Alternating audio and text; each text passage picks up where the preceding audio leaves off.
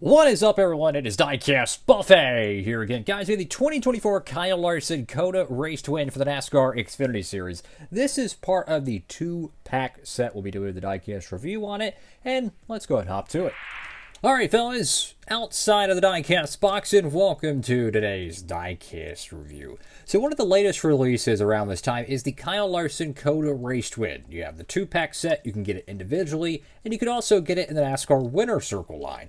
But this is one of the more interesting releases because I think it's the first time ever Kyle Larson has ever had a Xfinity race to win diecast made, which is it's just crazy to me because he won so many races in the NASCAR Xfinity Series with Ganassi. I think he won even a couple of races with H. Scott Motorsports. I think that was the team he drove for, a 32 car. And then naturally, he's driven for, oh my goodness, JRM. He even drove for Colleague Racing, and they didn't make the race to win diecast for that, which I thought was crazy.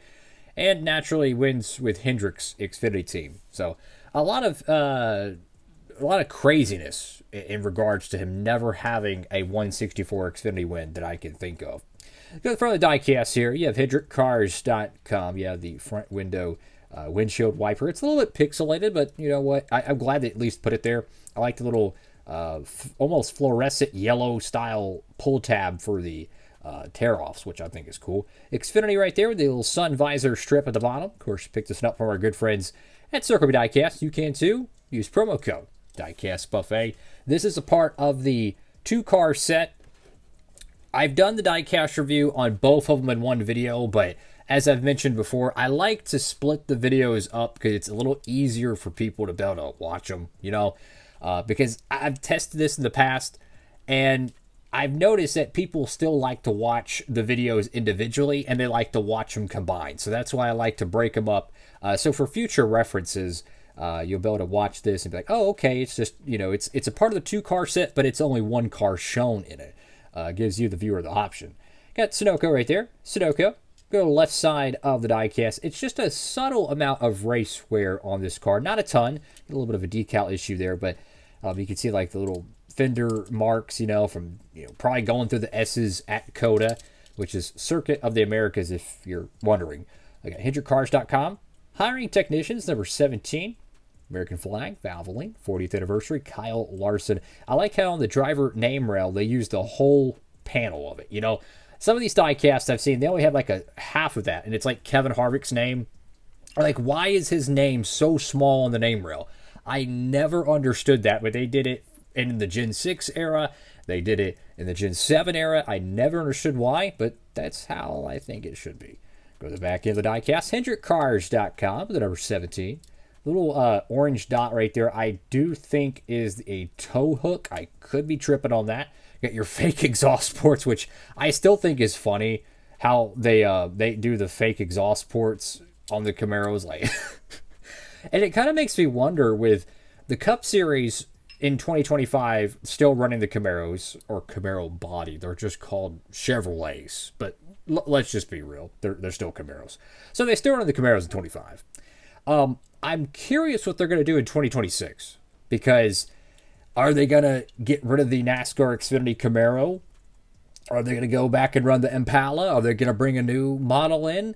Are they going to remake the Monte Carlo? I have no idea what they're going to do, but I'm like really intrigued, to be honest with you. I wonder what they're going to do. They'll reveal it or it'll get leaked, one or the other, probably in 2025.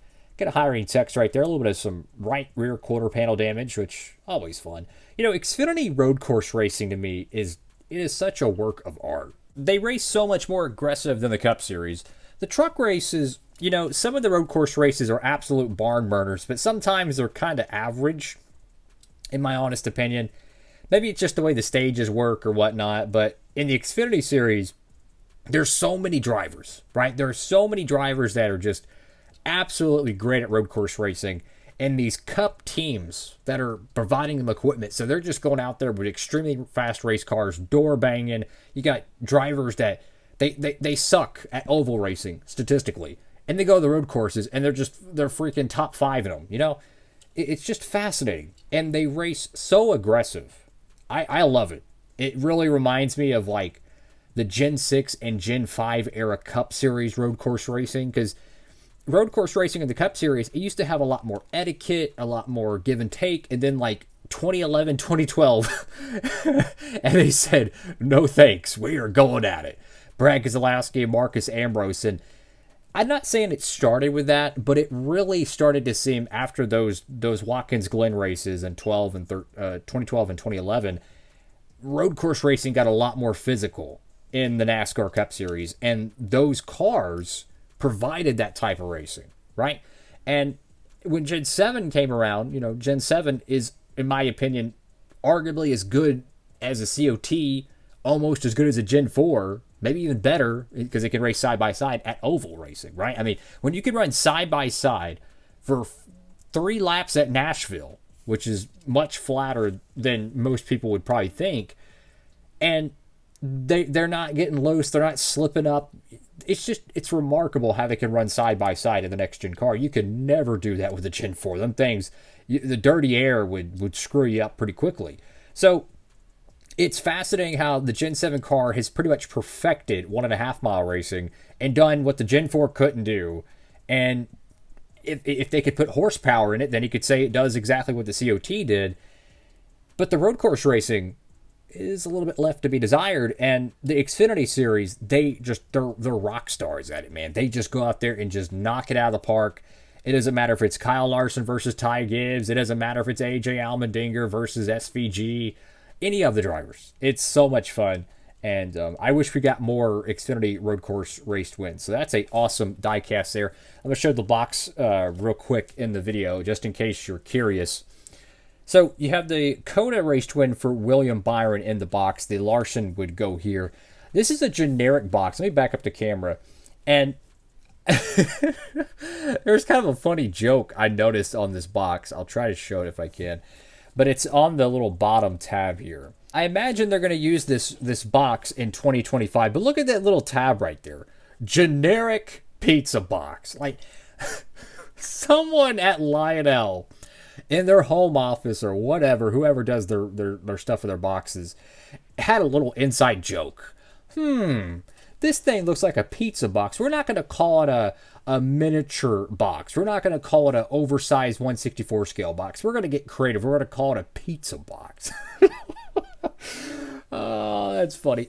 That is the NASCAR Diecast equivalent of how like Rockstar Games would put an Easter egg into like GTA San Andreas, like on the bridge when you're going to, I think it's called Bayside, the Golden Gate Bridge or something, and you go to the top of it with a jetpack and it says, there's no Easter eggs up here, go away. That's essentially Lionel kind of doing that, in my opinion. They're just adding a little Easter egg, a little fun with it, and I love it.